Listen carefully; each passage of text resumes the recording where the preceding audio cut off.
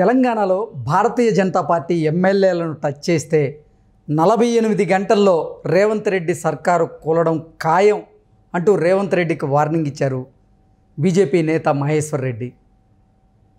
అంటే బీఆర్ఎస్ నేతలను కాంగ్రెస్ పార్టీలో చేర్చుకున్నంత ఈజీగా మీరు భారతీయ జనతా పార్టీ ఎమ్మెల్యేలను చేర్చుకోలేరు అంటూ వార్నింగ్ ఇచ్చినటువంటి నేపథ్యంలో ఈ అంశానికి సంబంధించి మనతో మాట్లాడేందుకు ప్రముఖ రాజకీయ విశ్లేషకులు నిమ్మగడ్డ సీతారత్న కుమారి గారు మనతో ఉన్నారు. మేడంతో మాట్లాడదు. మేడం నమస్తే. మేడం నమస్తే అండి. మేడం, తెలంగాణలో భారతీయ జనతా పార్టీ ఎమ్మెల్యేలను టచ్ చేస్తే 48 గంటల్లో రేవంత్ రెడ్డి సర్కారు కూలడం ఖాయం అంటూ రేవంత్ రెడ్డికి వార్నింగ్ ఇచ్చారు బీజేపీ నేత మహేశ్వర్ రెడ్డి.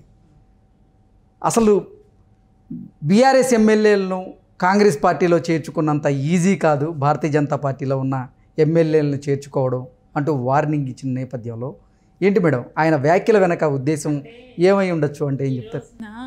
మహేశ్వర్ రెడ్డి గారు ఒకటి తెలుసుకోవాలి, కామెంట్ చేసే ముందు కొంచెం చూసుకుని చేస్తే బాగుండేది. ఈ రోజున కాంగ్రెస్ పార్టీ ఎవరిని ఇన్వైట్ చేయట్లే, రండి వచ్చి జాయిన్ అవ్వండి. ఎవరో ఒకళ్ళిద్దరు పెద్ద పెద్ద లీడర్స్ ఇంటికి వెళ్ళి మాట్లాడారేమో కానీ వాళ్ళంతటా వాళ్ళు పిలిచి ఇన్వైట్ ఏం చేయట్లే. వీళ్ళకి రాజకీయ నాయకులకి రాజకీయ భవిష్యత్తు కోసం బీఆర్ఎస్కి ఇంకా తెలంగాణలో లైఫ్ లేదు, అవకాశం లేదు, ఇప్పట్లో కోలుకోలేదు అని వాళ్ళు భావించి, ప్లస్ అధినేత అహంకారపూరితమైనటువంటి మనస్తత్వంతో ఉన్నప్పుడు అపాయింట్మెంటే దొరకని ఎమ్మెల్యేలు, ఎంపీలు, మినిస్టర్స్ ఒక ఎలా అంటే దొర రాజ్యాన్ని చూసినటువంటి, దొరల యొక్క ప్రవర్తనను చూసినటువంటి నాయకులు వాళ్ళకి అన్ని పదవులు ఉన్నా కూడా, అన్ని ఈ 10 ఏళ్ల నుంచి వాళ్ళు పదవులను ఎంజాయ్ చేసినా కూడా వాళ్ళంతటా వాళ్ళు ఈ రోజున బయటకు వచ్చి వేవ్ ఏ పార్టీకి ఉంది, ఏ పార్టీలో ఉంటే మనకి రాజకీయ భవిష్యత్తు ఉంటుంది, ఇవన్నీ వాళ్ళు క్యాలిక్యులేషన్స్ వేసుకొని కాంగ్రెస్ పార్టీలోకి వచ్చారు. ఒకళ్ళిద్దరికి రేవంత్ రెడ్డి గారు, దీపాదాస్ మున్షి వెళ్ళి మాట్లాడి ఇన్వైట్ చేసి ఉండొచ్చు. But most of them they came on their own, వాళ్ళు సొంతంగా వచ్చిన వాళ్ళే.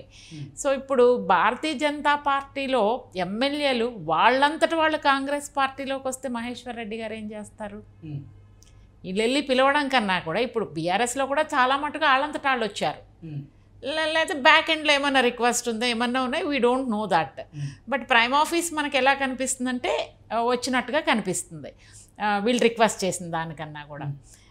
బీజేపీ ఎమ్మెల్యేలు వాళ్ళంతటి వాళ్ళు వచ్చారనుకోండి, ఏం చేస్తారు? ఏం చేయరు. కాకపోతే టచ్ చేస్తే మీ ప్రభుత్వం 48 గంటల్లో కూలిపోతుంది అని మాట్లాడటం కొంచెం అతిశయోక్తి. ఎందుకంటే భారతీయ జనతా పార్టీ మాట్లాడే ముందు భారతీయ జనతా పార్టీ చరిత్రను కూడా ఆయన ఒక్కసారి వెనక్కి తిరిగి చూసుకోవాలి. ఎక్కడైనా కూడా భారతీయ జనతా పార్టీ వాళ్ళ ప్రభుత్వం కాకుండా వేరే ప్రభుత్వం అధికారంలోకి వస్తే కనుక వాళ్ళు ఒక 6 నెలలు వదిలేస్తారు. అక్కడ డెమోక్రసీ క్లియర్ మ్యాండేట్ ఇచ్చినా కూడా ఒక 6 మంత్స్ టచ్ చేయరు. ఈ లోపల బ్యాక్ ఎండ్ వర్క్ చేసుకుంటారు వాళ్ళు. మెల్లగా వాళ్ళు ఎమ్మెల్యేలని లొంగ తీసుకుంటారు. ఇది దేశవ్యాప్తంగా నాన్ బీజేపీ గవర్నమెంట్ స్టేట్స్లో జరుగుతున్నటువంటి ప్రక్రియ. సో ఈ ప్రాసెస్లో ఎమ్మెల్యేలని అట్రాక్ట్ చేయడం, రాకపోతే రకరకాల ప్రయత్నాలు చేసి, రకరకాల భయాందోళనలను క్రియేట్ చేసి, you know very well BJP strategy ఎలా ఉంటుంది. బీజేపీ ఏ విధంగా అపోజిషన్ వాళ్ళని కొంచెం బెదిరిస్తుంది, భయపెడుతుంది. వాస్తవాలు as a analyst I have to tell this. So డెఫినెట్గా అపోజిషన్ గవర్నమెంట్ని వీక్ చేయాలి, వీక్ చేసి బ్రేక్ చేయాలి, ఆ ప్రభుత్వాన్ని బ్రేక్ చేయాలి. దానికి ఎన్నో ఎగ్జాంపుల్స్ ఉన్నాయి. లేటెస్ట్ హిమాచల్ ప్రదేశ్, తర్వాత మహారాష్ట్ర ఫడ్నవీస్ని తీసుకొచ్చారు, అక్కడ బ్రేక్ చేసి ఆయన ఉద్ధవ్ థాక్రే గవర్నమెంట్ని ఇది చేసి చీల్చి, పార్టీని చీల్చి ఈ రోజున ఫడ్నవీస్ వీళ్ళ ముఖ్యమంత్రి, వాళ్ళ దాంట్లోనే ఏక్నాథ్ షిండేని ముఖ్యమంత్రిగా చేశారు హిమాచల్ ప్రదేశ్. ఎక్కడికక్కడ ఏంటంటే బ్రేక్ చేయడం, వాళ్ళని బీజేపీ అలయన్స్లోకి తీసుకోవడం, గవర్నమెంట్ ఫామ్ చేయడం, మళ్ళీ వాళ్ళ ముఖ్యమంత్రిని చేయరు, చేస్తే ప్రజల్లో పలచన అవుతారు కాబట్టి ఆ పార్టీకి సంబంధించినటువంటి వాళ్ళని చేసి నామకే వాస్తే చేసి వాళ్ళు దాని మీద పెత్తనం చేస్తారు. ఇటువంటి హిస్టరీ ఉన్నటువంటి భారతీయ జనతా పార్టీ మహేశ్వర్ రెడ్డి గారు ఏం మాట్లాడతారు?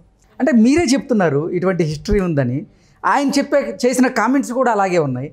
ఏంటంటే భారతీయ జనతా పార్టీకి సంబంధించినటువంటి ఎమ్మెల్యేలను టచ్ చేస్తే రేవంత్ రెడ్డి సర్కారు 48 గంటల్లో కూలడం ఖాయం అంటూ ఆయన చెప్తున్నటువంటి నేపథ్యంలో ఏంటి నిజంగా భారతీయ జనతా పార్టీ రేవంత్ రెడ్డి సర్కారును కూల్చేందుకు ప్రయత్నం చేస్తుందా? అందులో భాగంగానే మహేశ్వర్ రెడ్డి గారు ఇటువంటి వ్యాఖ్యలు చేస్తుంటారా అంటే ఏం చెప్తారు?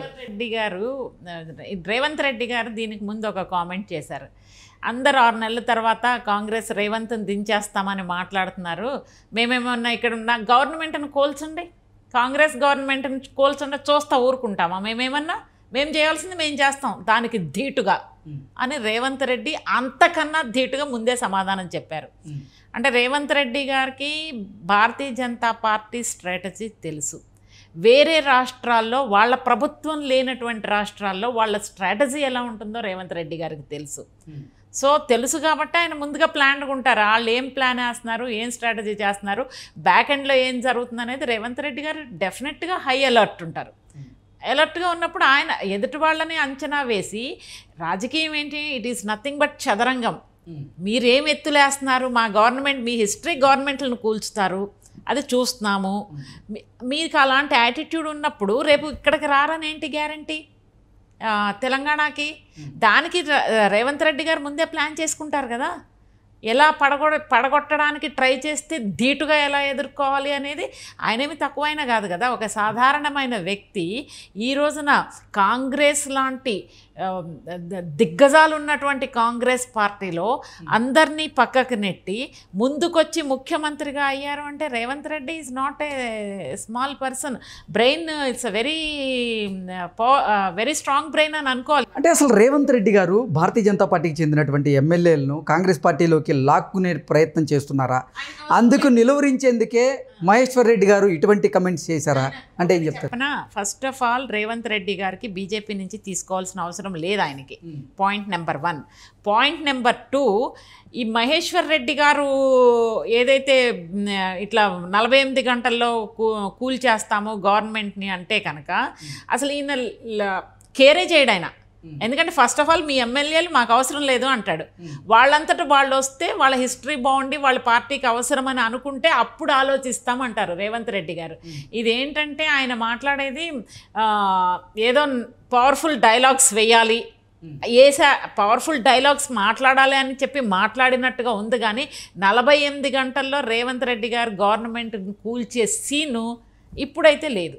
భవిష్యత్తులో మనకు తెలీదు ఎలాంటి రాజకీయ సమీకరణలు ఏ విధంగా మారుతాయి, ఏ విధమైన ఎత్తులు పై ఎత్తులు వేస్తారు, ఏ విధమైన కేసులు పెడతారు, ఏ విధంగా ఇబ్బంది పెడతారు, భారతీయ జనతా పార్టీ ఎవరు మెడ మీద కత్తి పెట్టి వాళ్ళని లొంగ తీసుకుని వాళ్ళకు అనుగుణంగా ఉండేటట్టుగా మనుషుల్ని మార్చుకుంటుంది అనేది ఇది ఫ్యూచర్లో. ఇప్పుడు ఏంటంటే అంత ఎలక్షన్ బిజీలో ఉన్నారు, ఎలక్షన్ హడావిడిలో ఉన్నారు కాబట్టి ఇది ఇప్పుడు జరగని పని. భవిష్యత్తులో కూడా జరుగుతుందని నేను అనుకోవట్లేదు. మహేశ్వర్ రెడ్డి గారు మాట్లాడిన మాటలు కరెక్ట్ కాదు. అది that is not at all correct. ఆయన పవర్ఫుల్గా 48 గంటల్లో పడగొడతామంటే అంటే మీ ఇష్టమా గవర్నమెంట్ని పడగొట్టడం? తెలంగాణ ప్రజలు క్లియర్ మ్యాండేట్ ఇచ్చారు ఎవరికి? కాంగ్రెస్ గవర్నమెంట్కి. డెమోక్రసీలో ప్రజల నిర్ణయాన్ని, ప్రజల తీర్పుని గౌరవించాల్సిన బాధ్యత ఈ మహేశ్వర్ రెడ్డి గారికి లేదా? బాధ్యతాయుతంగా మాట్లాడాలి కదా. బాధ్యత లేకుండా డెమోక్రసీని అవమానించి ప్రజల తీర్పుని మీరు ఎలా అవమానిస్తారు? మీ మనుషుల్ని, మీ ఎమ్మెల్యేలని టచ్ చేస్తే మొత్తం తెలంగాణ 4.5 కోట్ల ప్రజానీకాన్ని అవమానిస్తారా మహేశ్వర్ రెడ్డి గారు? దట్ ఈస్ నాట్ కరెక్ట్ కదా. ఈయన 48 గంటల్లో పడగొడతామని రేవంత్ రెడ్డిని అంటలా తెలంగాణ ప్రజానీకాన్ని అవమానించారు. ఈ 4.5 కోట్లు ఏదైతే ఉన్నారో తెలంగాణ ప్రజానీకాన్ని అవమానించారు మహేశ్వర్ రెడ్డి గారు, రేవంత్ రెడ్డిని కాదు. ప్రజలు ఇచ్చారు, ఓకే, అందులో 4.5 కోట్లు కాదు, కొంత ఓట్ పర్సంటేజ్ బీజేపీకి ఉంది, బీఆర్ఎస్కి ఉంది. ఆ రిమైనింగ్ మేజర్ ఏదైతే ఉందో ఆ ఓట్ పర్సంటేజ్ అంతా కాంగ్రెస్ కదా. ఈ రోజున మీరు పడగొడతానంటే ప్రజల్ని మీరు అవమానకరంగా మాట్లాడుతున్నారు. మహేశ్వర్ రెడ్డి గారి వార్నింగ్ను అంత సీరియస్గా పరిగణించాల్సిన అవసరం లేదంటారా? లేదు. అస్సలు లేదు. ఎందుకు చెప్తున్నానంటే ఫస్ట్ భారతీయ జనతా పార్టీ మీరు హిస్టరీ చూసుకోండి. హిస్టరీ చూసుకున్న తర్వాత మీరు మాట్లాడండి. ఈ రోజున మీ ఎమ్మెల్యేల అవసరం కాంగ్రెస్కి లేదు, అన్లెస్ అండ్ అంటిల్ మీరు వచ్చి పాకులాడితే తప్ప. Okay madam, thank you so much అండి.